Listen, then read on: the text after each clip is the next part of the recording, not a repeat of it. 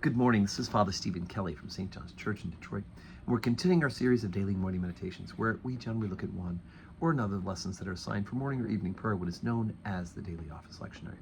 And today is Wednesday, and we will be celebrating at the Holy Communion service the feast of St. Columba.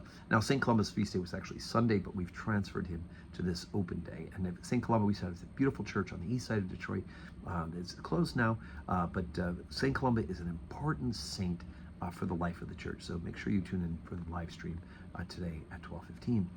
But let's take a look at the lesson that's assigned for morning prayer this morning, and that is the second lesson. It is from St. Luke's Gospel, the 5th chapter, beginning at the 27th verse. And after all these things, he went forth and saw a publican named Levi sitting at the receipt of custom, and he said unto him, Follow me. And he left all, rose up, and followed him. And Levi made him a great feast in his own house, and there was a great company of publicans and of others that sat down with him. But their scribes and Pharisees murmured against his disciples, saying, Why do you eat and drink with publicans and sinners? And Jesus answering said unto them, They that are whole need not a physician, but they that are sick. I came not to call the righteous, but sinners to repentance. And they said unto him, Why do the disciples of John fast often and make prayers, and likewise the disciples of the Pharisees, but thine eat and drink? And he said unto them, Can ye make the children of the bride chamber fast, while the bridegroom is with them? But the days will come when the bridegroom shall be taken from them, and then they shall fast in those days. And he spake also a parable unto them. No man putteth a piece of new garment upon an old, if otherwise then both the new maketh a rent, and the piece that was taken out of the new agreeth not with the old. And no man putteth new wine into old bottles, else the new wine will burst the bottles, and be spilled, and the bottles shall perish. But new wine must be put into new bottles, and both are preserved. No man also having drunk old wine straightway desireth new, for he saith, The old is better. Okay, so old translation, of course, the modern translation, which is closer to the original Greek, is wine skins, which would have been how they would have stored wine. So you get the idea of wine breaking the skins, because the skins have gotten weak over time. But let's start with Levi, right? He's a tax collector, right? Sitting at the receipt of custom, he's the tax collector. Nobody likes a tax collector.